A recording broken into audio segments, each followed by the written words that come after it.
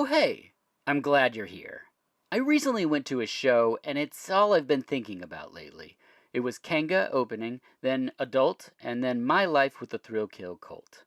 Kenga was energetic and a great opener for the evening. Adult was pretty incredible. Nicola came out, she ran a tape across the stage like scotch tape, then mic'd it, and then played the noise. Like just pure, uncompromising electro assault is how I'd explain them. It was amazing. Then the main event, Thrill Kill Cult. They were playing songs from 1987 to 1997, so basically all the beloved hits. And I was right up front for it. And I even, for a second, thought, nah, I just won't go because I've seen them so many times. I mean, I first heard them when I was going to work at a smart bar for a rave in like 91 or 92. I went to a person's apartment, was dropped off there, to learn about how to work the smart bar, which was like vitamin drinks, I guess is how you'd explain it. It's like 14, 15. Suddenly I was surrounded by true weirdos. Like earring chain connected to nose ring. You know, it's like one gal told a story about getting in a fight outside of Skate World and bashing another girl's face into a rock. But I mean, I was also distracted by what they were listening to because it wasn't rave music. It was the album Confessions of a Knife. And the opening song of the show took me right back to that moment. They're a band that like constantly evolved, but not really in step with trends, just fascinating. Totally worth listening to if you only know them from The Cool World or the Crow soundtrack. Then there was the song Velvet Edge, which I saw live on the Sextasy Ball tour, where they played with Prick and Lords of Acid, where there was an orgy pit. Basically, I was right up front of the show, at the edge of the pit, just being pawed at by strangers writhing. It was really wild times. As the band played through, I just remembered moment after moment from being 17, 19, 22, somewhere in my 30s. I've listened to this band for over 30 years, and the evening was pretty emotional. But movies can also have this power. And while they're fixed at the time that they were made, we are sometimes also fixed at the time where we have seen them. And I remember like who I saw that with, where I was, how I felt. And sometimes it isn't even the full movie. Sometimes it's just a moment. It's what we quote with our friends. It's a touchstone in our lives. And that's what's at the heart of this episode. Movie moments that either left an impact or portray in some way a piece of ourself. Edmund returns, and we have a lot of fun talking about some very dark things. I've already mentioned a street fight and an orgy pit, so needless to say, this one isn't for the little kids, so let's just get right to it. The films are moments in movies that made us.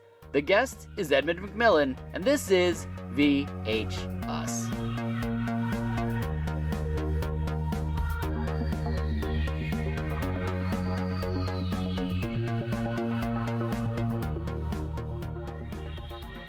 Hello and welcome to VHS. I'm your host Dirk Marshall and we're continuing our Season 13, The Season of Chaos, with a returning guest. You might remember them from our 10 movies to get to know me. It's Edmund McMillen. Welcome back. Hello, thanks for having me again. Absolutely. People should know, if they aren't aware, they just stumbled onto this episode not knowing who you are. You created a lot of games, Binding of Isaac, Super Meat Boy, The End is Nigh, and many, many more. Sure, yeah. Okay, great. And it's all factual yes. things. It's true. It's true. The rumors are true. Since we last chatted, you've been working a ton, I think, on Mugenics. Is that correct? I have. It's been a full-time project for 2 years for me now. Wow. The programmer and co-designer has been working on it for 2 years before that, on the engine and all the back-end stuff. We went through a bunch of different prototypes, but yeah, it's cool. I'm very happy with it. It seems like, and I don't know a lot about games like this, I'm very much a novice, but there's so many moving pieces and parts and bits of things to games like these. That what's the style of game called? It is a mashup of a bunch of different things, but the core of the game is a turn-based strategy game. Right. Okay. So turn-based strategy game like chess. Perfect. Like chess, that would be the oldest one. Video game-wise, like XCOM or Final Fantasy Tactics, any grid-based, turn-based game. But then it like incorporates a bunch of adventure stuff like from D&D, characters from D&D. There's elements of drafting in it, so you kind of like choose from different spells that your cats learn as they level up, and different skills that can combo out with their own skills or other skills in your party. And then you've got like a global simulation happening that kind of plays out like Animal Crossing meets some sort of hub world where you breed the cats and then Wow. take them out on adventures. And is this game closer to, say, your earlier, maybe edgier games, or is it what's the age group here for something like this? I mean, all my stuff's going to go into M territory. Okay. Even if I'm unsure of it, it usually ends up there. Yeah. If I'm not thinking about what I'm doing, like should I not be doing this, then it's like there's cats fucking constantly in it. Gotcha. So Okay. Because I my mean, I'm considering like the ESRB aspect of things. I don't even do, so I'm not going to ever bother with that unless we need it for consoles. yeah. Steam doesn't require it, so I don't need ratings. So, it's a pain in the ass. That sort of stuff is just terrible. But for the most part, I will give you the option to, if you don't want to see or you want to play the game with a kid. I think the most egregious things are like cats humping. There's some humping animations Okay.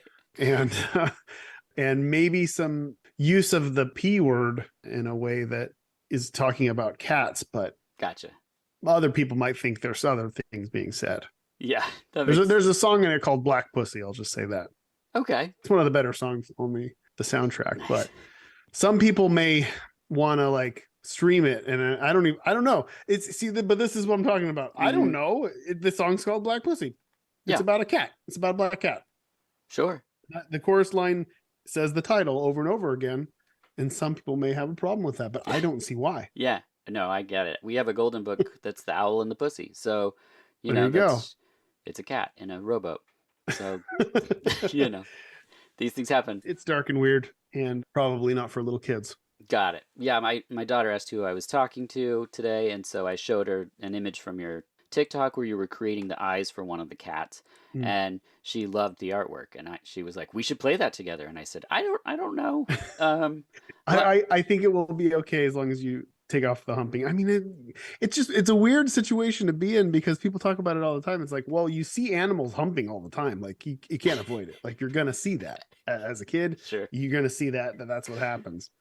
And when you have animals, and I've had lots of pets, especially growing up, this game is shows what happens with pets, all the terrible things. That's fair. And I saw that you just had a game come out on Switch. Is that correct? Oh yeah, the physical edition of The Legend of Bumbo came out on Switch finally after like 3 years or something. And I saw on your TikTok there was a sort of unboxing video, and I thought it was so cool that there was like a perforated part that you would tear. You'd kind of discover that there's this hidden thing inside. And I just thought that has to be one of the most fun aspects of, like, did you get to design that? Yeah, and I've done stuff like that in the past too. Like whenever somebody shows me, because you'll have a die cut page, right? And it'll show the die line where it's gonna cut this, and there's stuff that's like tucked away. And I always people won't know it unless they destroy the thing that they bought. But I always hide things in those areas just because I think, oh, how cool would that be? I remember I did a tarot card box once, and the way the tarot card box folds in, there are these like lips that you can have printed art on. And I actually like put like a little secret that was a reference to a secret that was coming out in an expansion that I don't think anybody even knew existed. And I don't really want to even say it because I want people ripping apart their limited edition tarot card boxes to look for a little weird. I love that reference. But it reminds me of CDs when they would print something on the inside of the flap that would be like the spine of the CD, or on records. It'd be the black cover, and then you pop it off. Yep. Yeah, Tool did that with Undertow. It was a cat, not a cat. Oh my god, a cow licking its ass. Do you remember that? No. You'd pop it off. Yeah, because the Undertow was printed with the black plastic, so you couldn't see the inside of the back. And then if you popped it off, it was a cow licking its ass. Amazing. On the inside. Yeah.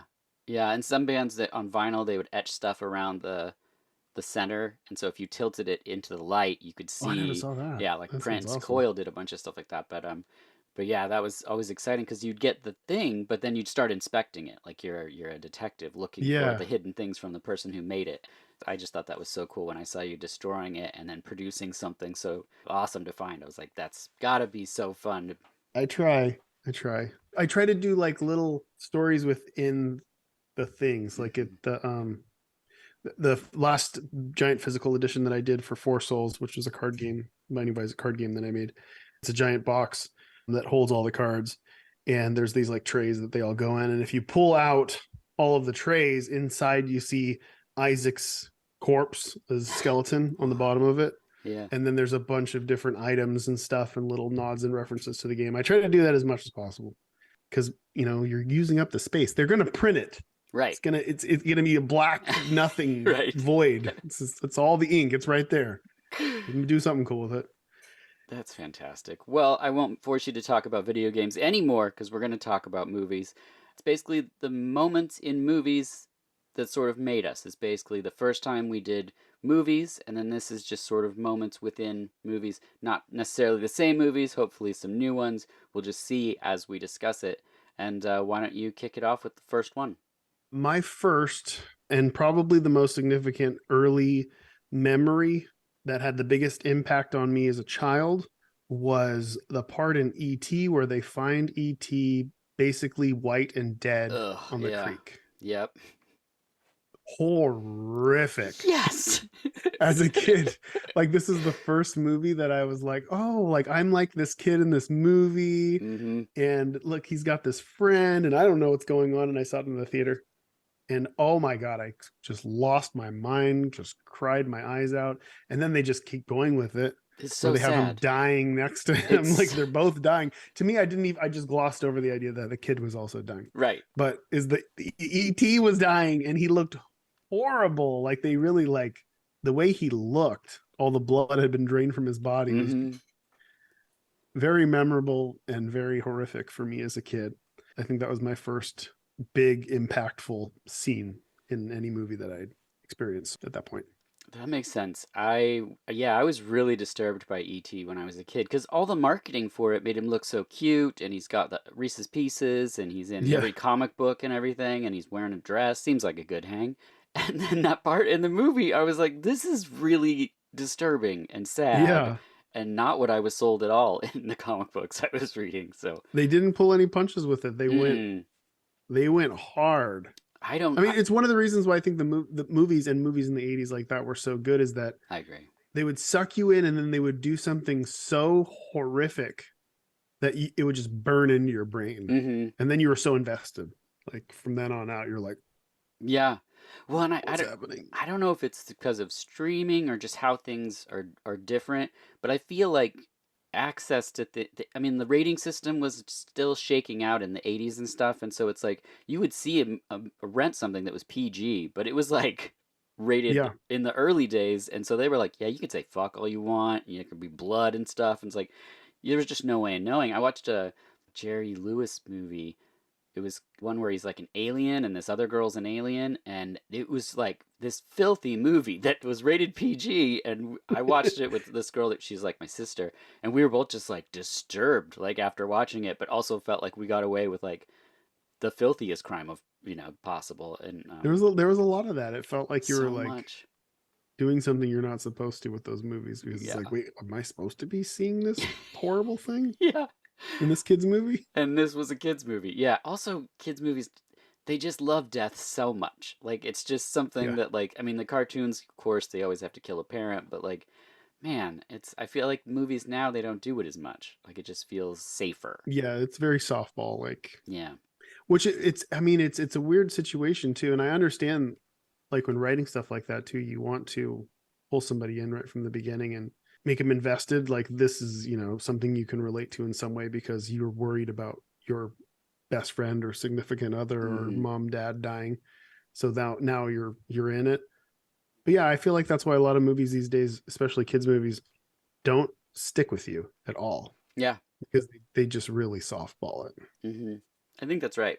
It's very low stakes. Also, it's very hard to watch movies with my daughter because she gets so enwrapped in the emotion of the scene. So, like, she hates Disney movies because they always start off with some sort of awful thing, and then by the time they reconnect the characters, which is the whole point, the whole arc of everything, she's like so bummed that she's like, she just wants a fun adventure where they're just loud and Yeah. crazy and break stuff, possibly. I'm like, do you want to see this new movie? And she's like, is it Disney? And I'm like, okay, jeez, man.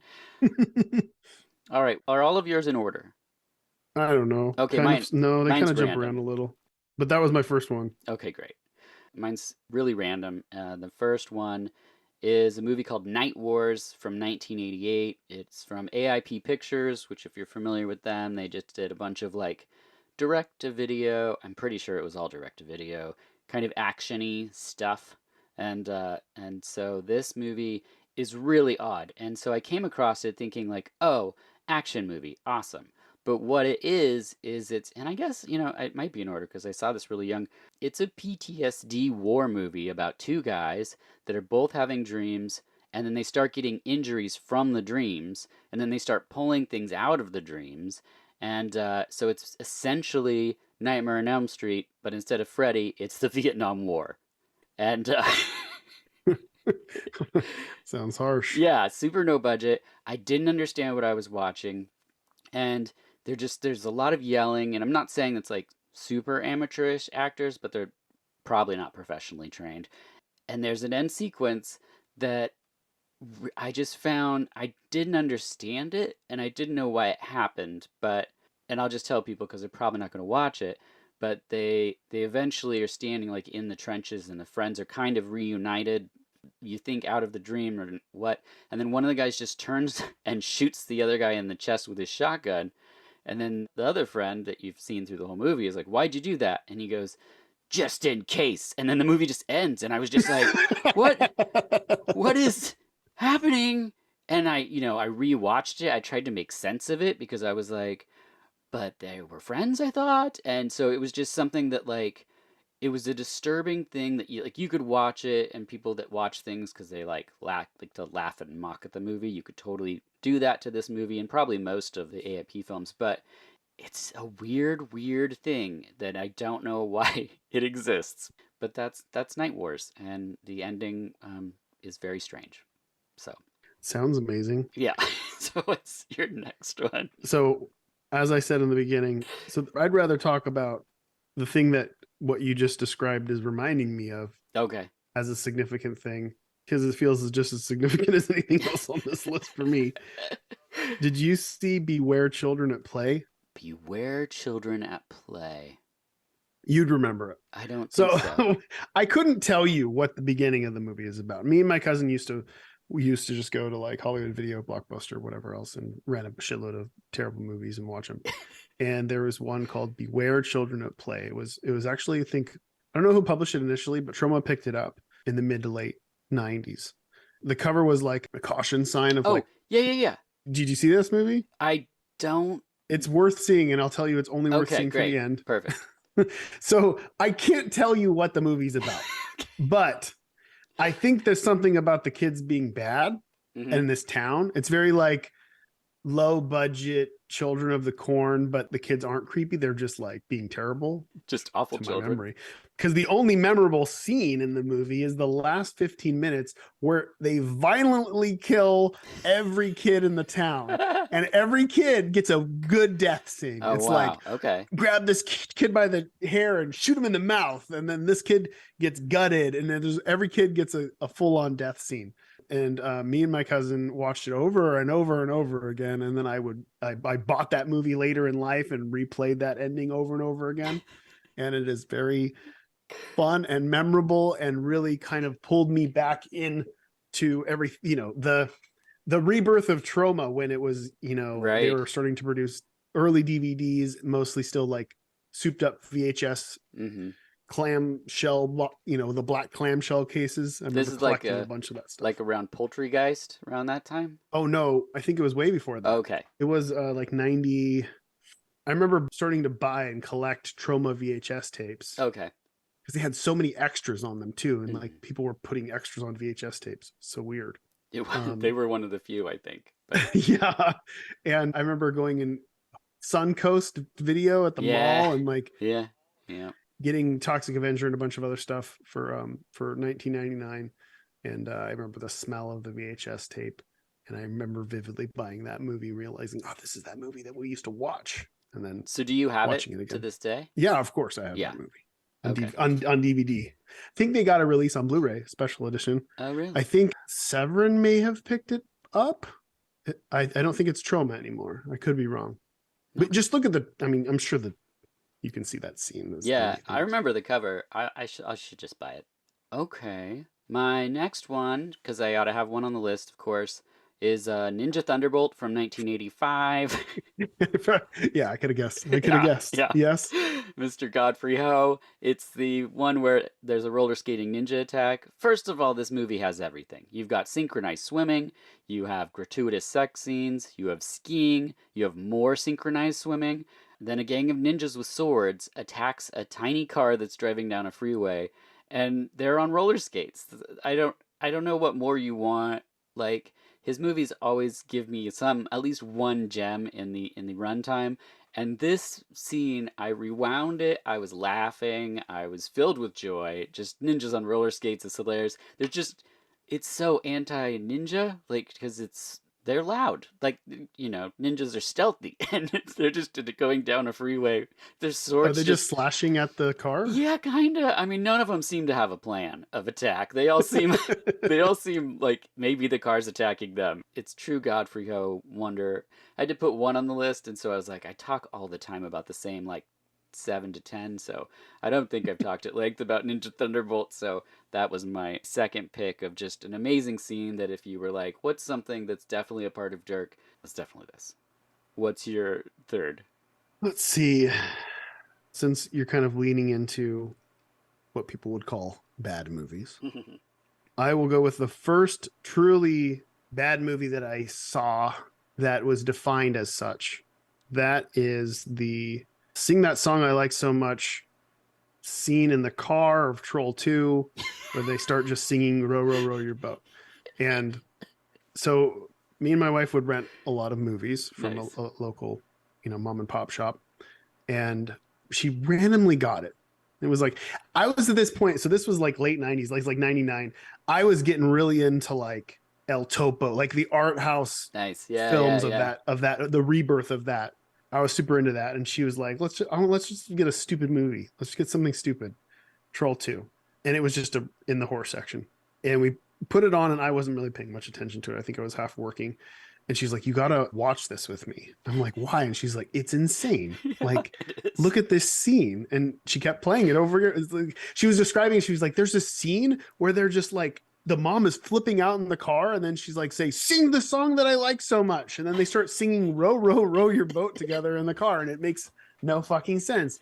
And it got me into watching that movie and then kind of realizing that there's so much entertainment in that at the time mystery science theater type B movie stuff. It Yeah. wasn't bad movies. It was just B movies, Hmm. the low budget crap movies. But now, Troll 2 is considered one of the greatest bad movies of all time. It was magical. It was this magical moment, a bonding moment with my wife where we realized, oh, we should like look for terrible movies Hmm. and have fun watching them and talking about them. Yeah. The thing I loved about Troll 2 is like the Troll 1, I love the box art for, and Yeah. we had it in the video store, so I had seen it a lot, and we didn't have Troll 2. And so I didn't even know there was one because no one was talking about it at my school.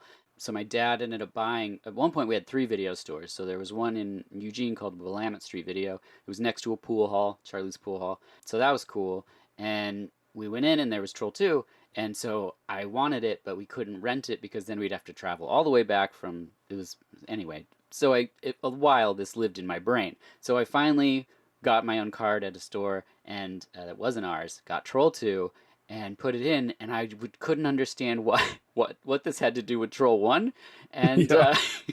and then my friends were just like obsessed with it because we were just like, that song scene is crazy, like just the makeup effects, like the trolls. It's just this and Elves is a great double feature. Oh, yeah. Yeah, so I'm right there with you on this one. This is it's really good. It's I very really good. like Troll.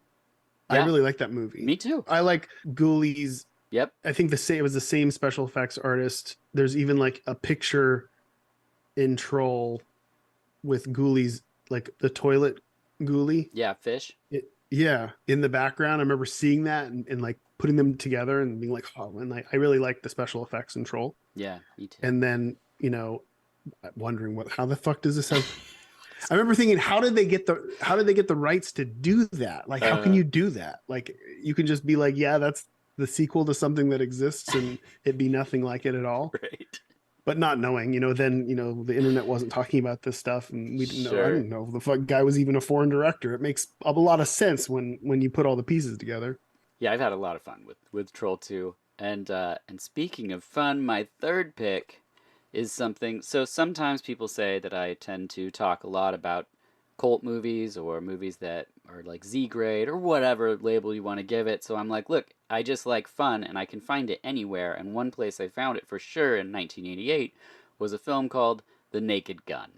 So there you go. That played in theaters. People can say that I love mainstream movies now. So Sell out. yeah, so it's I was trying to find, I was thinking about like, I needed something that was a comedy and I wanted something because I tend to rewatch stuff I saw later in life. And so I was like, what was something I really liked?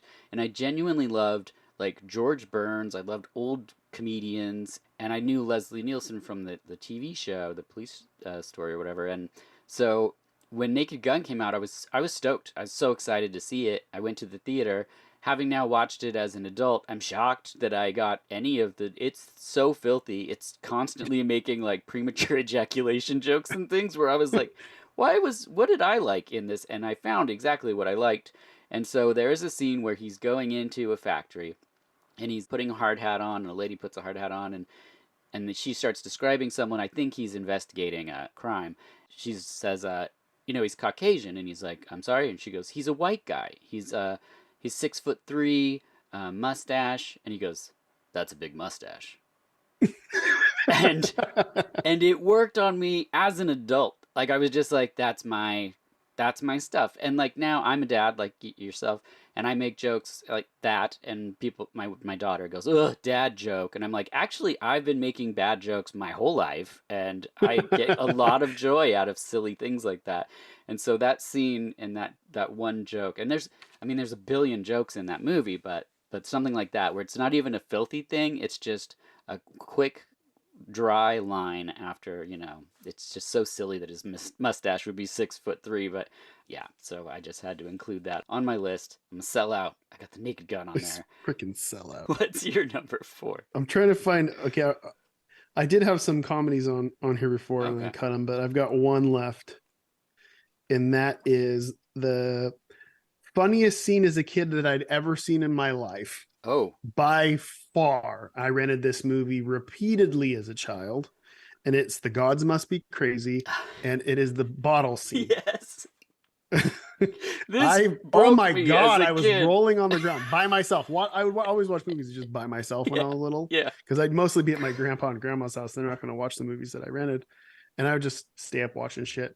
And I was like, oh my god, I like bring everybody. You got it. They didn't think it was as funny as me, but I thought it was hilarious when they just kept throwing the bottle up. Up in the They hit each sky. other, it come down on their head. Yep. Oh, to the point of thinking like I got to show my daughter this because she'll think it's so funny, and she just Nothing. mm, Yeah, I was the same thought it was way. interesting. I was on the floor with that scene of Gods Must Be Crazy when I was a kid. The if the second somebody mentions the movie, that's the scene. That's all I think Yeah, about is yeah, trying to return the bottle to heaven, and it flies back down, hits him on the, and it's yeah. just like there's something so pure.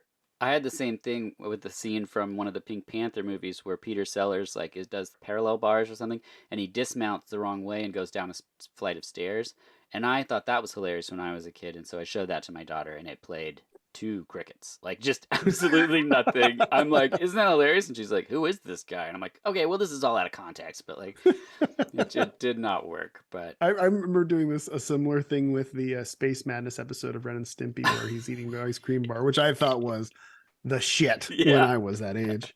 Oh my god, I memorized every fucking word and quoted it constantly, and then I'm like looking at my daughter as she's watching it, and she's like, yeah, I don't get it. I "Mm." I tried to show my daughter Invader Zim too young, and she didn't get it. And now at 9, she's like, my wife will say something, and she'll be like, "Oh, like Pastulio," and I'm like, "Ah, yeah, see, it's in there. She's there. She gets it." But yeah, that was good stuff. My number 4 is a cartoon. So we're back to when I was little, and my friend Devin was having a sleepover, and he's like, "I rented a movie. It's called BC Rock," and I was like, Okay, like that sounds interesting. It's also called The Missing Link some places, but we knew it as BC Rock, which was a cartoon caveman that's constantly naked. Everything has a dangly penis or very saggy breasts in this cartoon. And there's a scene where the humans crawl out of like primordial ooze and immediately try to figure out how to make babies. And so they're like rubbing each other's butts on each other and like just the weirdest humping positions and it really was amazing for us. We were laughing so hard. We didn't know cartoons could be like that. We hadn't seen Fritz the Cat yet. And so we were just like, we went to school the next week and we were like, you guys, we saw BC Rock. And nobody knew what we're talking about because it was a French cartoon that was like dubbed in English, which I think is why there's two titles. But we were like trying to explain it to people. We're like, there's a Tyrannosaurus Rex with like a penis. And everyone's just like, what are you talking about? So you just brought back a memory that was like locked Oh, no. completely, and I would randomly have bits and pieces because that's the scene you described is the only scene that I can remember Oh, yeah. of them humping things and Yes. humping each other and all this other stuff. And I rented that movie thinking it was a kid's movie when I was 5.5, and knowing that it was inappropriate, but watching the whole thing. Oh, you knew. Yeah, I knew it was off. Something was off Yeah. about it. But now I'm going to look it up because I could never put a name to what it was. I just remember it being It's on YouTube. caveman cartoon humping. Yes. I knew it because we said it 1 million times. We were just like, remember BC Rock? Like it really left a huge impression on us. I had to have talked about this during the last podcast, but it's the easiest transition because after I rented, now that I know it's called BC Rock, Yeah, or and, Missing Link. returned it. The next thing that I bought that I rented from that same rental place was The Toxic Avenger. Again, Yeah. I was 5.5 to 6 years old. And the final scene that I saw when I finally turned it off and said I shouldn't be watching this was always wanted to cornhole a blind bitch scene, which is for me was the by far the worst. They were going all the way with this. Yes. I never got to see what happened. They killed the dog. They killed the blind woman's dog, and they in a do restaurant bad things to her before Toxie comes in and stops the situation. But I didn't see him stop the situation because right when that started, I turned it off and felt like I had seen the most graphic pornography in the world. And I believe I cried and then confessed to my mother that I was watching something that I was not supposed to watch. And that left a very lasting impression on me. Not to mention all the stuff that happens before that in the movie that I'd already seen, but that scene itself was the scene that finally was like, because as a kid, I was that adventurous, like, I want to see what nudie mag did you find, behind the railroad tracks? I want to see. I can, you don't want to see it. No, I can handle it. And yours were hidden by railroad tracks? Yes. Oh, ours were hidden behind trees in our bike lock at elementary school. Oh, really? Yeah. Yeah, it was always the railroad tracks. Nice. If you ever wanted to see some snail eaten pornography, you could there's a place called Frenchie's that like you could follow the train tracks like to this adult bookstore. So I think guys would like grab whatever and then do what they did and then ditch the evidence on the way out. So as a kid, you could just usually find stuff laying on the road or on the tracks. Yeah. That was that Toxic Avenger scene was definitely one that lasted forever. And then once I got old enough, I'm like, I want to see the rest of this movie. It just left such a scar. Yeah. For sure. Our last conversation, you mentioned it. And so I was like, I haven't revisited that movie in quite some time. And so it ended up being the first episode of the last season, and I found a guest that was a wonderful janitor, and so it was a janitor and then Toxic Avenger movie, and the episode released on the anniversary of the Toxic Avenger. I didn't even plan it that way; it just happened, and then Lloyd saw that I was posting about the movie, and he said thanks on Twitter on my. I was just like, "What is happening? Like this is crazy!" But rewatching it, I was shocked at how good it was. I just remember the danger because I saw it when I was young and then had seen some the sequels since. But I mean it's really well made for what it is, and tonally it's really interesting. And the effects and like the stuff they were able to do, all the nothing bladders looks and like stuff. that. Yeah. And even other trauma movies, they still didn't.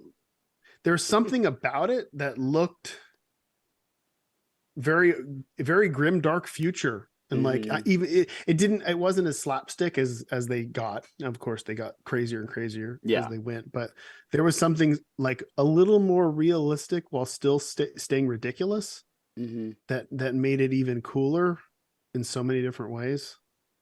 And it is just so harsh. Yeah. How did it go over with the janitor? Did they? Oh, I great. wonder. Yeah, Yeah, great. he'd watched all of them. So Oh, okay. Joe was down for all of it. Yeah, it's a really good episode. I'm very proud of how it turned out. And a lot of people listened to it and were just like, that guy's the coolest, which is always fun when you can find a guest and then people really connect with them. So I That's rad. I loved it. Can So can I drop a little fun fact in here? yeah, please. Lloyd Kaufman did a voice of a cat in Oh, Eugenics. that's so rad. Yeah, So it's did you, definitely a bucket list thing for me. do you have footage of him meowing? Like, I have audio of him yelling. Yeah, okay, that's amazing. yeah, I love that. it's super cool. Oh.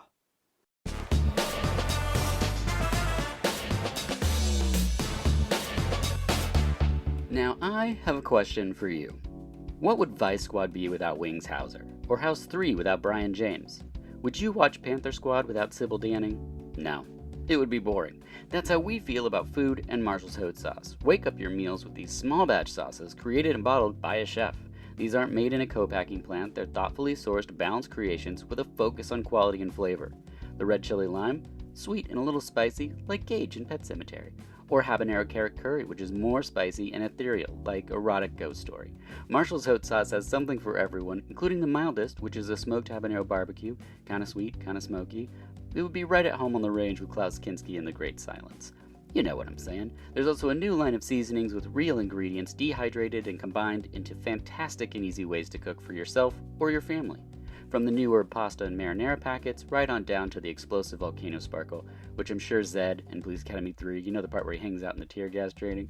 What a cut up. I'm sure he'd want some sparkle. You'll find it all at marshallshotsauce.com. Enter VHUS podcast at checkout for 20% off. Plus, you might get a little something from me. So head on over, wake up your meals, not to mention Sarah's now teaching classes again, so you could learn hot sauces, pickling, all kinds of stuff. I'm hosting hot sauce tastings where you can hang out for an hour and just eat spicy stuff. But you'll find it all there, marshallshotsauce.com. And now, back to the show.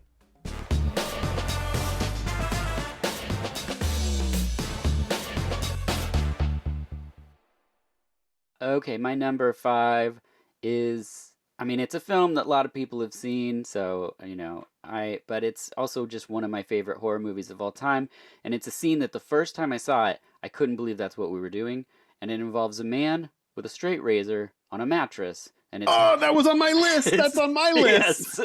yes, Yes. Hellraiser 2, Hellbound. Yes. I was a gore kid, I was a horror kid, I loved the design, I loved the practical effects of everything, and when the guy slashed across his groin with the razor, I was like, I don't know if this is unsafe. Like, what are we doing? And then when she came through the mattress without skin and then eats the guy's brain or whatever from behind, I was just like, this is the coolest thing I've ever seen, and I probably shouldn't be watching it, but I'm gonna own it for the rest of my life in multiple video formats. So, yeah, I would go. Please, you go. I'm right with you. And I remember very vividly the time that me and my friend kind of became obsessed with Hellraiser. And it was around the time of AOL. And you could get soundboards that you could reconfigure all of your sound effects into different movies. And you could do a Hellraiser one. So That's like awesome. it would start up and it would say time to play. And there was one of the get him off like sound effects. And that was a scene in the movie where once again, as a teenager, I was watching it and felt so uneasy and put off by it that I felt like I needed to watch it again to desensitize myself to it. It's the closest thing to being like, I know this isn't real. Yeah. But this is horrible. Mm-hmm. Like, this is really, really horrible. And yeah, definitely left a lasting. It's nice to know that other people share that, because for Oh me it was a yeah. very significant scene. The Hellraiser stuff's really cool and everything, but that scene was crazy Yeah, for well, and for like when it was. Doug Bradley as Pinhead is great. I love his delivery of everything, these poetic lines about pain and suffering and all that. But Julia in this movie, when she's in this white in the suit in the house and she's leaving bloody footprints in the white carpet, and just the idea of that fabric would feel like on raw Yeah, meat. There was just so much to that before they even introduced the Doctor, Leviathan, and everything. Like it seems so big and crazy. And the labyrinth, I love all the weird optical effects and stuff, and yeah, just like all about that's everything I wanted like in a horror movie. Just tons of imagination and world building, and walls opening up and you don't know why, so you just have to accept the logic of this weird thing that's happening. Yeah, I love it. And but there's nothing that's more impactful in that movie than that mattress scene. It's just yeah. really incredible. What's your number 6? Let's go with the death of Bob Flanagan in a documentary called Sick. Have you seen this? Yes. Okay. I think we For talked those who, about talked about Bob a little bit last time. okay, I highly recommend this movie. This is a very beautiful movie and one of the better documentaries that I've ever seen. It's called Sick. Story of Bob Flanagan, super sadomasochist. And Bob Flanagan was an artist who had cystic fibrosis and lived a very, very long time, possibly due to his tolerance of pain. And he was a sadomasochist. Um, and he nailed his dick to boards Yep, and, let his, it's the first thing I saw from him. yeah, basically his, had his wife or girlfriend or fiance or whatever she was, uh, have her way with him however she wanted. And he incorporated all that stuff into his art, which was through many different mediums, one of which was movies and videos. And she documented him dying, and it's in the movie. Hmm. And it is a very kind of a very funny movie to that point, Yeah. and then it gets so real. And I've shown that movie to a few people, and they always are like, afterwards they're like, why did you do that? We're And very it's like, well, similar. because it's going there, Yeah. because it's real. Like, because this shit is real, and this is what he would have wanted. He wanted the end of the movie to be the end of the movie, and it would have it would have cheapened everything that dude was about to not show him actually dying. Hmm. Um, but to see another human being dying in a movie is pretty insane, Yeah. and Yeah. being confronted with that, of kind of catches you off guard and stays with you for a very long time. There's a lot of quiet after the movie is over usually, but it says something, and it sticks with me, and I think it's a really good movie overall.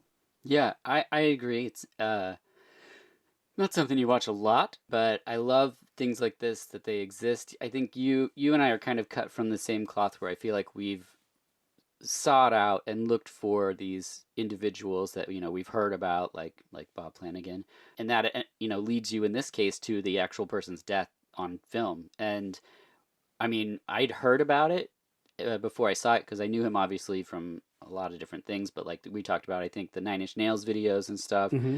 and so then I had to see it, and I remember watching it and being terrified. It was a feeling that I remember having as a kid when people would tell you like you've got to watch Faces of Death, and I was like, I don't know if I can watch this, and then you watch it and Yeah. you're like, I don't think this is real, and everyone's like, no, it is.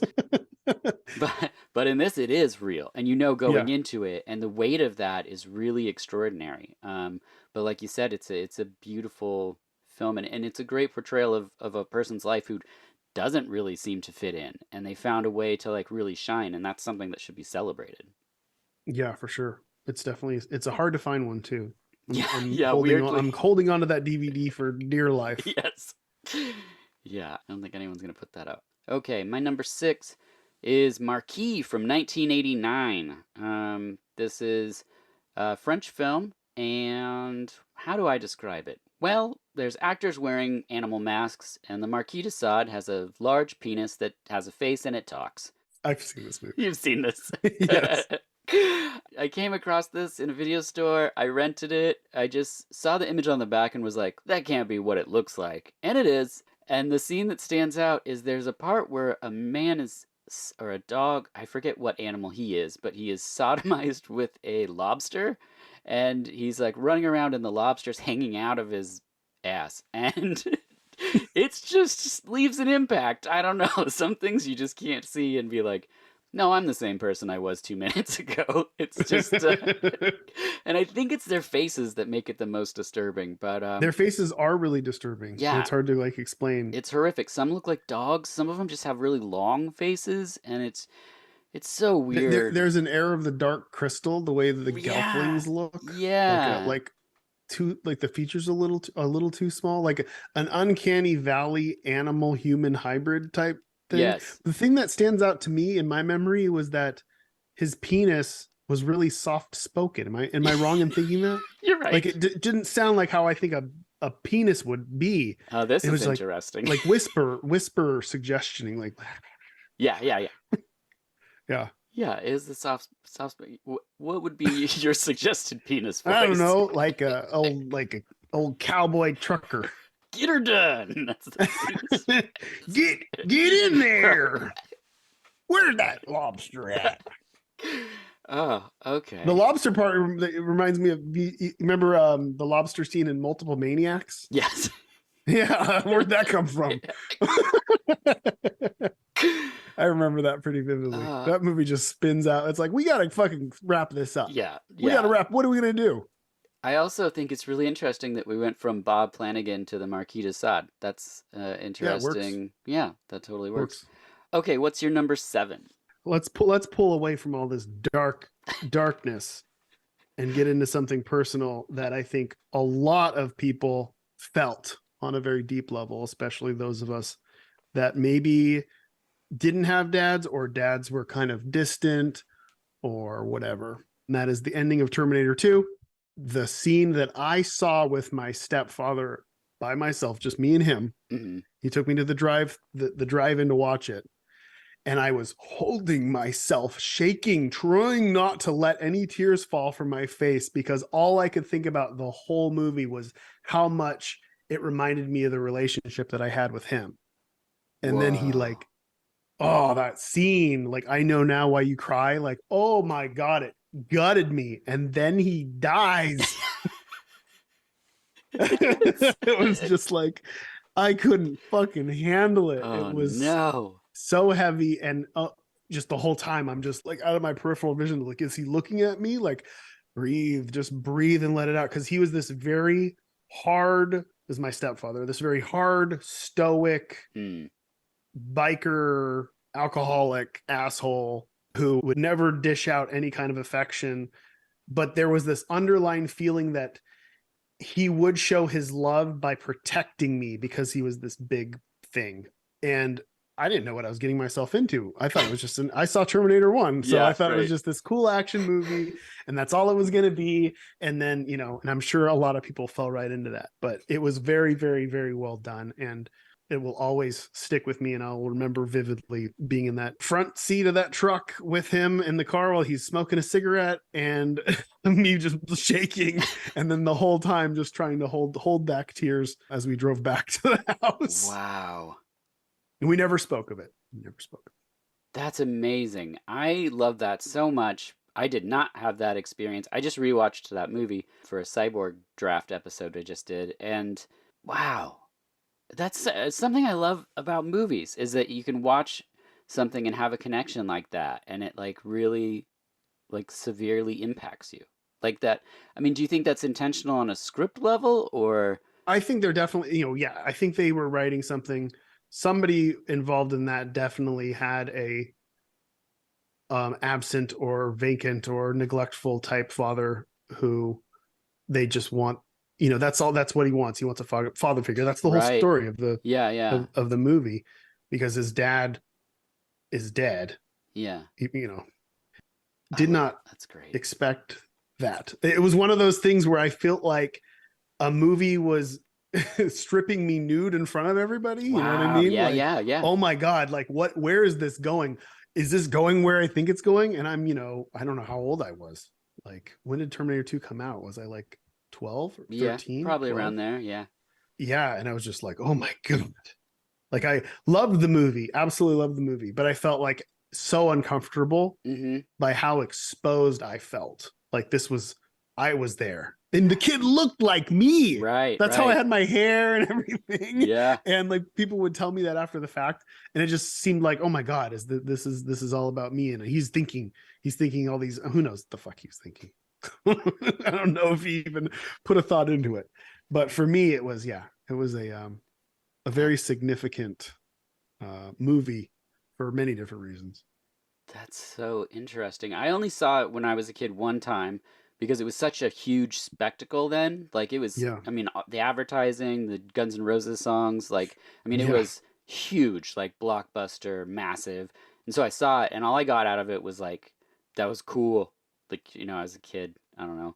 And then rewatching it, I was rewatching it to see if they referred to them as cyborgs. So I wasn't even really watching it. I was just like, can I use? Listening for Cyborg. Yeah, I'm like, and they said cyborg in it, and I was like, aha! But like I wasn't watching it, and now I want to rewatch it and actually think about what the movie's about. So that's a little gift from me.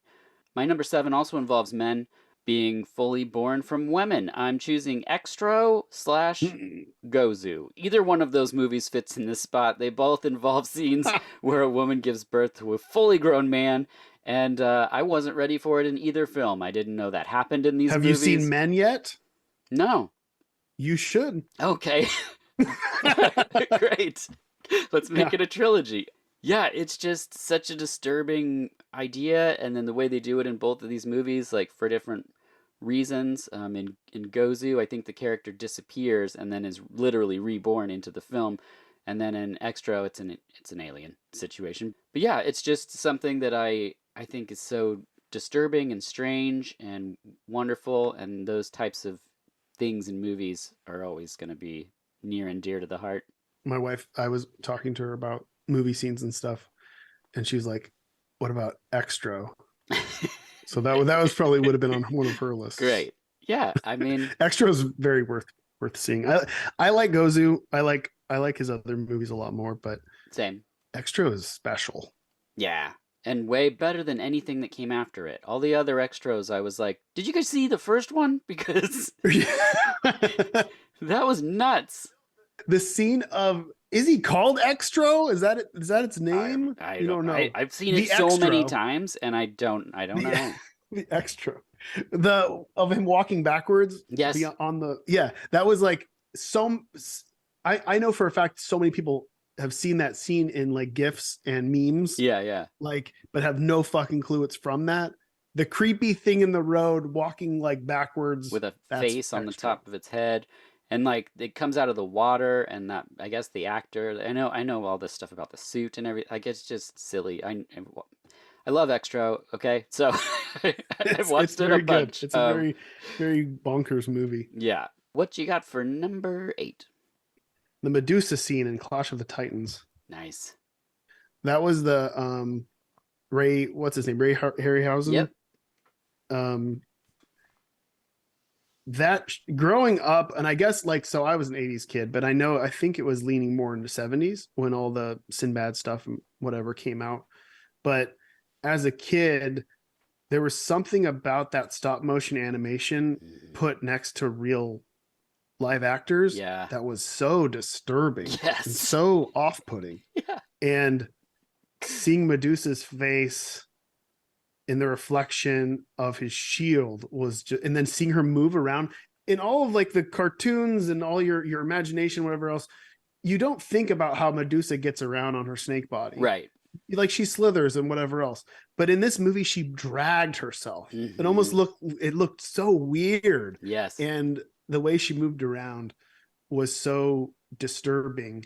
It scared me as a kid. Like that the Medusa dungeon was very scary in a really, really cool way, and not intentionally like, oh, it's gonna jump out and get you, but it was like, whoa, this is fucking crazy. I'm seeing something crazy here. And Clash of the Titans was just great, period. But that scene for me as a kid was like, watching, like I was seeing a real Medusa, Yeah. like a real like that's what she would look like, and that's how it would be.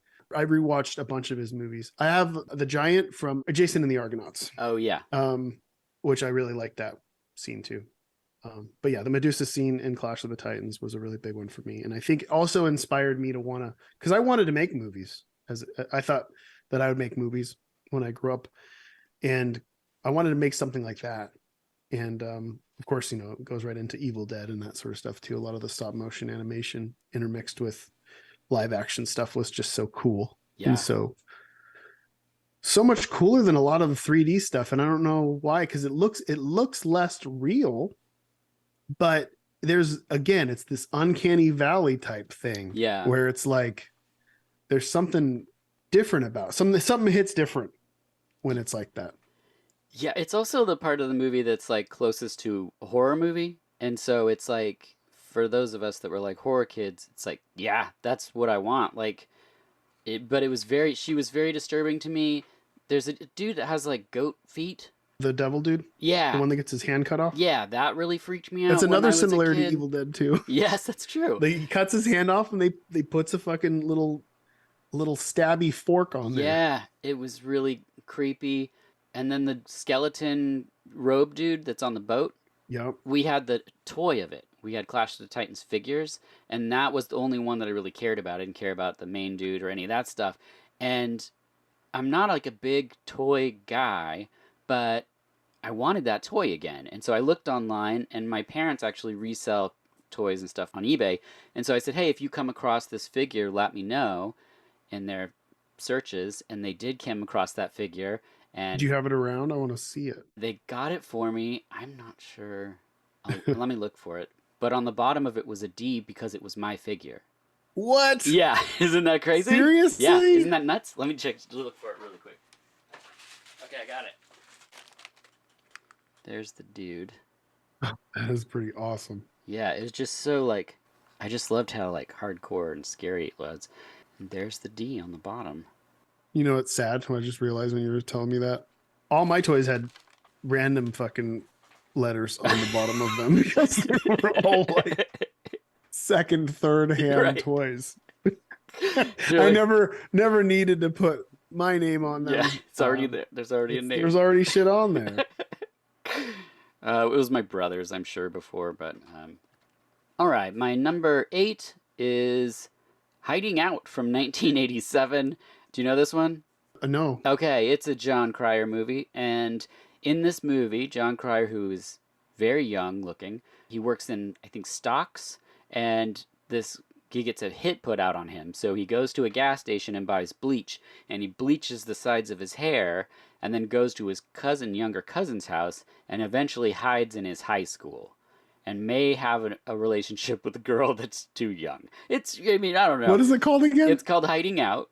Hiding Out. And it's one of the 2 movies that he made around this time. He did this in Dudes, and it was when he was really trying to strike out and be his own like person. Neither movie did well, and they were both absolute favorites of mine. So I actually bought his memoir because I'm like, I want to know more stories about these movies. And all he really said was like, these didn't turn out, and I hate them or whatever. And I was like, I'm not reading the rest of your book. But there's a scene in it, and I was young watching this movie. I didn't have a girlfriend or anything like that, and he goes roller skating with Annabeth Gish, plays the love interest. They go roller skating to Pretty Poison's "Catch Me, I'm Falling." I don't know if you know that '80s song, but it was a scene where like the thing I loved about John Cryer is as a lead, he's not super strong, he's not super cool, like I was. Like he was like just a weird kid that just kind of could do stuff, but wasn't like amazing at really anything, and in this scene he can't roller skate. She's kind of helping him and he's kind of skating with her. And I just remember thinking as a kid, like, that's what a relationship is. Like, it's not these like dramas and things that I had seen. It's these cute little weird moments where they're making each other laugh, and it was just this very sort of pure romanticized thing that I had as a kid. And I thought about it a ton. And when I was thinking of making up this list, I was like, that has to be on there because I always felt like when I was in life, I was just watching movies like I was just watching life play out around me and being like, I don't know if I'm even in this scene. Like I just like I don't feel a part of this. And so I when I was watching this, I was like, I could see myself. I could be like that. Like, and so yeah, I don't know. It's just sweet little thing just to throw in there amongst all the horrific things that I liked as a kid. That's my number 8. What's your number 9? Number 9 is the beating scene Oh in no. Short Circuit 2, where, for those who haven't seen it, Short Circuit 2 is fucking good. Yeah. Like, it's a really fun, really good movie. Again, it's an 80s movie, so they're gonna fucking, it seems so inappropriate. Like, I get it in other movies, and we've been over this with ET, but they fucking brutally murder this sentient android who has a soul. The whole fucking movie is about humanizing this robot, Yeah. who's being used as basically as a slave, and then finally was like, oh no, he's a fully realized person, and he wants to get out in the world, and he wants to help people, and he's making mistakes. He's a fish out of water, and he gets in the way of, what are they trying? They're drilling through the ground to get inside some fucking vault to get the diamond. The diamond. They gotta Yes. get the diamond. Because where are they gonna fucking sell that? Come on. I mean, How are they gonna unload that? Anyway, these bad guys are doing that, and the fucking Johnny Five, the robot, gets in the way, fucks their shit up, keeps messing with them, so they decide they're gonna fucking kill him. And this scene is them with a baseball bat and a fucking fireman's axe killing him. yeah. And he's screaming, "No, I'm alive," the whole time. Yes, this is And true. there was grease blood Yes. spraying out, and they're hitting him in all the soft spots that you don't want to see. They're breaking his eye. Yeah. They're taking just shots at him constantly. They rip his arm off, and then as he's draining battery acid and he's actually dying, he's carrying his broken arm. Oh yeah. Like, and it's just like, what the fuck is going on? Imagine if they did Why that to is this ET. happening? There was nothing, no sign of this Yeah. ever throughout the movie. It is so stupid, over the top. It's got really funny moments, like even like the scene where there's this guy who's supposed to be from India, and the guy's not Fisher Indian at Stevens. all. Yeah, and he's going on a date, and Johnny Five is giving him like, it's what Cyrano. It's the Cyrano bit of like, Mhm. I'll tell you what to say and repeat it exactly as I do. I'm going to put it on this billboard behind you. And then like there's some bullshit interaction of him yelling at a cat, and he's, it's hilarious shit throughout the whole fucking movie. The dude from Spinal Tap's in it. It's funny. It's a funny movie. Yeah. And then they just do that to you, and it just seems like, why is this happening? Yeah. Why is this happening?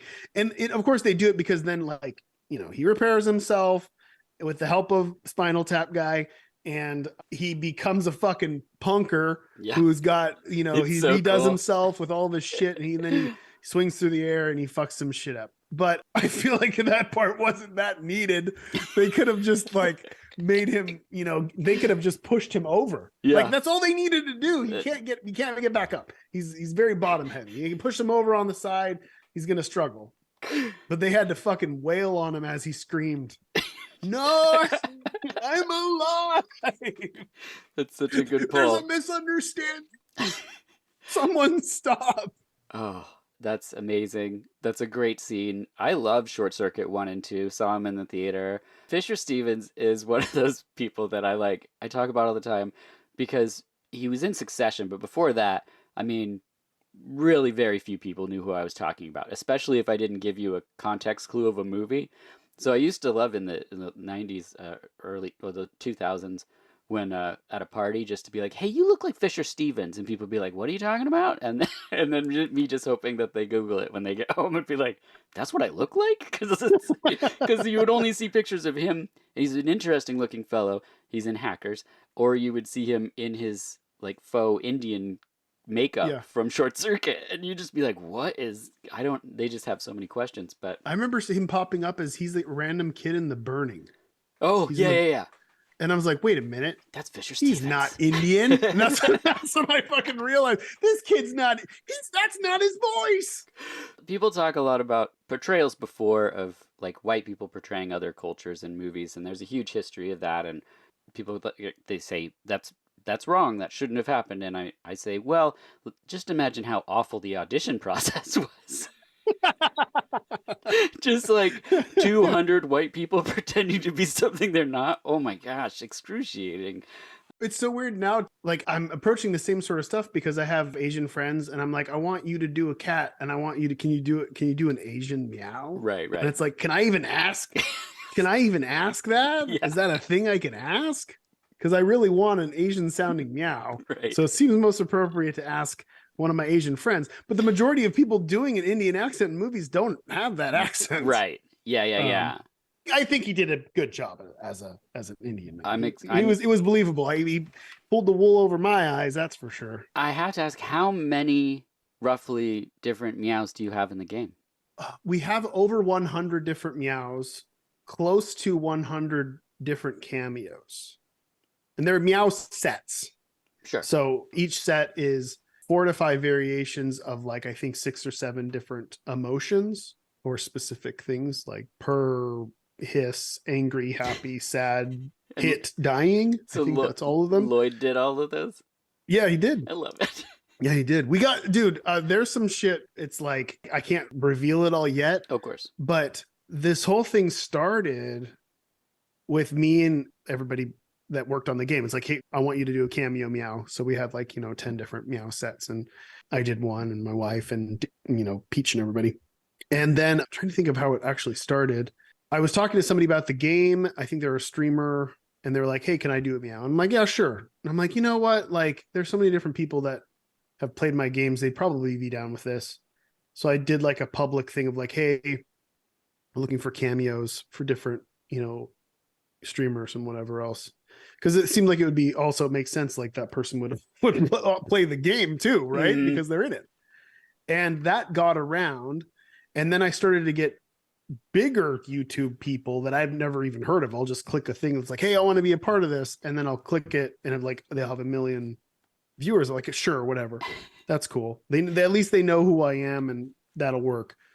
And then random high profile actors started emailing me who were like fans of Isaac, big ones, big. I'll tell you after this because I want to keep it a secret. And then rock stars. What? I'll name drop right after this. Okay, perfect. And I'll tell you. But yeah, it started to snowball.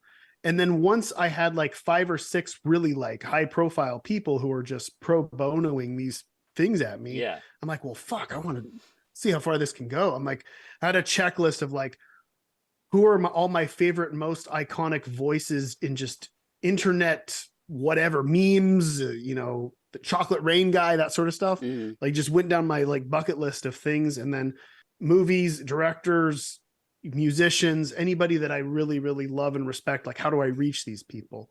And I started to try to gather them up. And it's hard to remember how many there are. There's just so many people that have like tossed in their meows. It's just a play off of the South Park George Clooney episode where they got him to bark like a dog. And that was the bit that I was doing initially. And it's like, well, now we've got like 100 different fucking people in on this. It's like, I don't even know where the joke ends and begins at this point anymore. That's great. But it's been really fun. It's been really fun gathering up all this stuff. And a nightmare for the sound guy. Oh yeah, I bet. Yeah.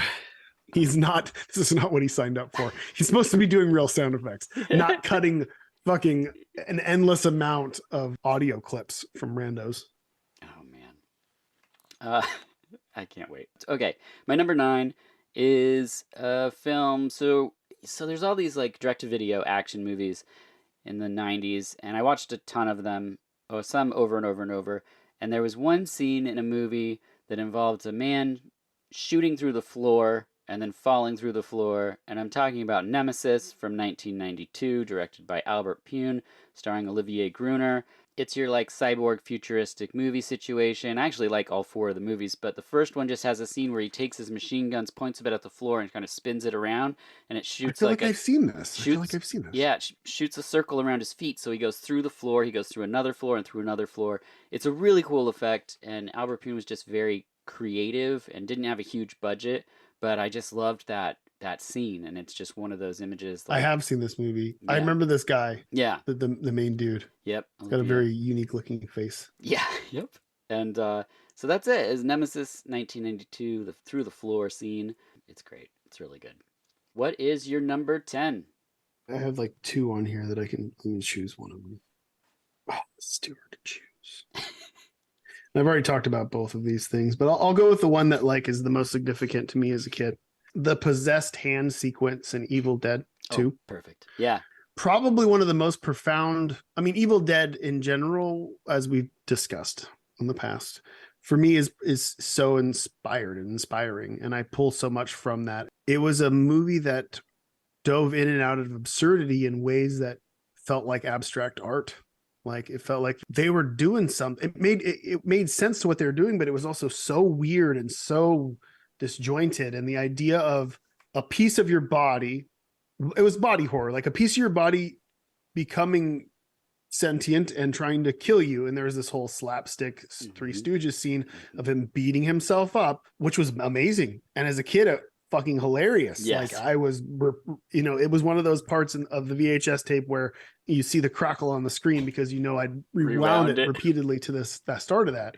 And you go through this like, and then when he grabs himself and spins himself upside down, it was just crazy. So it goes from this like shocking, like, oh my God, like his hand is diseased. How is he going to recover from this? Oh, now it's funny. It's beating him up. Oh, now he's like stabbed it down to the ground and he's going to permanently remove a piece of his body. And as a kid, that was really fucking weird and uncomfortable. Like the removal, I used to have nightmares about pieces of my body vanishing or falling off and then being have to deal with, that's my life now.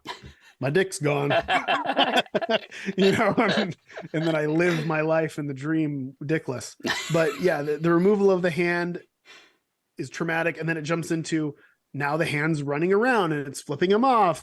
And he's shooting at it with a gun and then he's shooting the wall and there's geysers of different colored blood coming out. And it was just like, wow, this is so entertaining. And it jumps so quickly between humor and horror. I'd never experienced anything remotely like that. And it was just the coolest thing ever. And I'll always remember that because it was another bonding moment with my cousin Gavin. We would watch that over and over again. We thought it was the fucking funniest shit and absolutely loved that movie. And it's weird to think that at that point in time, it was this underground thing. Yeah. I know I discussed Evil Dead in the last time, but I must have said when I would go and try to find copies of it everywhere to steal from different. Yeah. Did I say the one where I went into the mom and pop shop and I said, do you have Evil Dead 2? And they're like, we don't do the evil death movies. A kid killed himself. Oh. It was very fucking weird. I remember being so weirded out. Like, you got Evil Dead? And they're like, oh, you don't want to see that. There's a kid who killed himself watching Evil Death. I think there was Face of the Death. Oh, yeah. That they were thinking. Right. But either way, I'm like, fuck, that was make it that much cooler. His parachute didn't open and he fell into an alligator farm. And you're like, wait a second. He was swimming in toxic water and a leech attached himself. And they had like 7 different angles. Different camera angles the whole time. And it's totally real. It's all real. It's so weird that this is your number 10 because my number 10, the last thing I wrote down was this could have easily been Evil Dead 2 or Ghoulies 2 because my number 10 is Critters 2. I love Critters 2. It's an important movie to me. There's many great moments. It's also a movie that is horror and comedy, so you have those contrasting things going on. But for me, the moment that I love so much, I have a Japanese Critters 2 shirt that has the Critters ball on it. And when they turn into that big ball, I didn't know that happened in the movie. And I was like, that's the coolest thing I've ever seen with all their gnawing mouths. And when it rolls over a guy and he's just like a meaty skeleton afterwards, it's like a Looney Tune joke, but it's gory. And I was just like, you can do that in movies. Like this is for me. Like I love this. And same thing with that scene you're talking about in Evil Dead 2.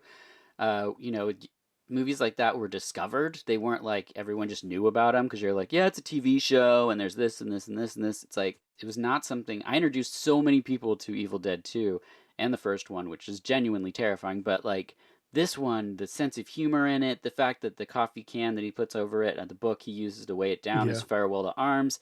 It's like that inspired me to like I would always do these joke gifts. I don't know if I said this in our movie episode, but every year for Christmas I would do a joke gift kind of thing for my older brother. And so like one year I bought him this CD, but then to give it to him, I made a paper mache of his head that was just hideous looking, and I gave it to him like that's the present. And so the whole time we were opening presents, this really hideous head of his was next to him. And then at the very end, I gave him a card that said you have to cut open your own head to get the present. And so then he had to saw through it because he was very polite. He's like, "This is very cool. Thanks for making this." And inside, I was just like, "Oh, you just wait." But the one I did because of Evil Dead was I bought Farewell to Arms, and I went through and pasted every single page together, and then I cut out the inside of the book, and then I put a CD in there, and then filled it with doll arms, and then wrapped it up, and so that was what he got as a gift. And then I waited for a while, and then I said you had to open the book. But yeah, I love the humor in Evil Dead 2, and it's same thing with Critters 2. It's just like seeing that stuff as a kid where you don't know they're gonna pitch genres and tones was like I don't know. It just movies just felt sort of dangerous and more uncertain back then, I guess, when you're younger and you aren't aware of these things. But yeah, those are both fantastic. It's nice that all this stuff is still around so we could show our kids that because it doesn't exist anymore. Right. It's cool that as adults they're making shit like Hereditary or even Freddy versus Jason. You know, so that stuff is like alive still, and they're throwing money at weird shit. And like, I don't know if we talked about this last time, but Everything Everywhere All at Once, that's like one of my favorite movies of all time Sure. now. And the success of that movie, I feel like will birth a bunch of fucking weirdo movies. Yep. And I cross my fingers so hard that it pushes us into this more risky 80s throw some money at these people. It's not a lot of money, just throw it at them and let them do their wacky shit. So we can get more risky, weird, unique experiences. What was the movie I saw recently that I remember thinking like, this isn't good, but I appreciate that it was made because it felt refreshing in that way. Oh, Skinamarink. Oh yeah. Yeah. Yeah. Did you see it? I did. Yeah. I didn't think it was good. It wasn't But for me at all, but I was super stoked that it existed. yes, And that exactly. and it got so much buzz that so many people were watching this thing. Because when I was watching it, I was like, I'm kind of the target market for something like this, and Yes. it just wasn't for me. But like so many people that's not the market for were sitting through it, and I love Yeah. that. I love it. Just like, I mean, people being subjected to stuff that they're just like, I don't know. I felt that, I mean, there's a lot of things. Did you see the movie Upgrade? I own Upgrade. It's actually sitting on my queue of like 10 movies that we need to watch. Oh, cool. Yeah. I thought it was amazing. I thought I would watch like 10 more of those or whatever, and other people were like lukewarm on it or enjoyed a little bit of it. But there is a sequence in it that I think you'll find so much joy in where he is, it's not a spoiler, but he gets like this thing in his spine that can like control his body for him. And so there's a fight sequence where you're watching him be like super badass and amazing, but his face is like blown away by what's happening. And the duality of That's that awesome. performance is so good that like the rest of the movie is like, I don't know, whatever. But that scene, I was just like, oh, I'm going to watch this over and over and over. Like the rest of the movie doesn't need to exist for me. Well, Because it'll definitely bump it up to the top of my queue. There's so much stuff that I want to get through, and as a parent, you gotta find time to do whatever. But Skinamarink was one of those things where like I'd never even heard of it, and my niece came over, and it was for her 17th birthday, and she said she wanted to watch a horror film, and I'm like, okay, let's do this. And they're like, actually, it's called Skinamarink, and everybody's talking about it on the internet. And I really want to. I'm like, well, I don't own that because I want to go to my vault and get fucking DVDs. Yeah. And she's like, it's on streaming. I'm like, okay. And we all sat around watching it. And I remember getting a big smile on my face within the first 5 minutes, realizing I'm like, this is an art house movie. Yeah. Like, you know what we're watching? You're gonna stare in a Like, corner. if this is cool with you, I can break out the fucking real shit. You know, we'll watch some Alejandro. We'll watch Holy Mountain together. We'll dive deep on that. And the whole time I'm thinking, can they handle Begotten? Like, I got it on the shelf. Let's go. Like, and I'm looking over and I'm seeing her mom and dad eyes just fucking. Her mom was pissed. Yeah. Pissed by the end of that movie. And she was just like, that fucking movie. Like, why did I? But she's not going to say anything because it's her birthday. Sure. And whatever else. But I loved the fact that movie existed simply because of that whole situation there. That all these people with all this different experience and vast different likes and whatever else, we all sat down and fucking watched a very much an art house film, ultra low budget, that had some things going for it. I don't want to shit all over it because it was interesting. There were very interesting things about it. I think they could have thrown a little more spice, a little bit more. A little bit. I feel like they could have gone a little creepier and maybe not had just so many drawn out scenes, but you know, it's an art house film. What are you fucking going to do? It's what you kind of expect. But again, like, it made me go, this is a successful internet meme movie that kids are watching and talking about. Like, that gives me hope. Yeah.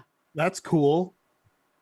Because, you know, you can make a lot of fucking really good, weird shit for nothing, you know? I'm really curious about how this Toxic Avenger remake is going to shake out. There's no way they can go remotely as mean. No, there's no way. There's no way it can be the same tone. It has to be like a complete reimagining because they can't shotgun a dog across a restaurant. Yeah. By putting spaghetti on it and pulling it backwards with a rope. Yeah, I don't. Yeah. We'll see. Yeah. Fingers crossed. Maybe we'll be pleasantly surprised. Maybe they will do something. Yeah. I love that this episode's ending on such a hopeful note. So I do have hope. There is hope. I feel like, hey, the weirdos are finally winning again. I love it. There's hope for the future. Yes. Well, there you have it. Our 20 movie moments and what moments they are. Edmund, thanks for returning. Thank you for having me. Absolutely. It was great to talk to you again, and I hope we find another episode to record in the future. Until next time, I'm Dirk Marshall, and this has been VH Us.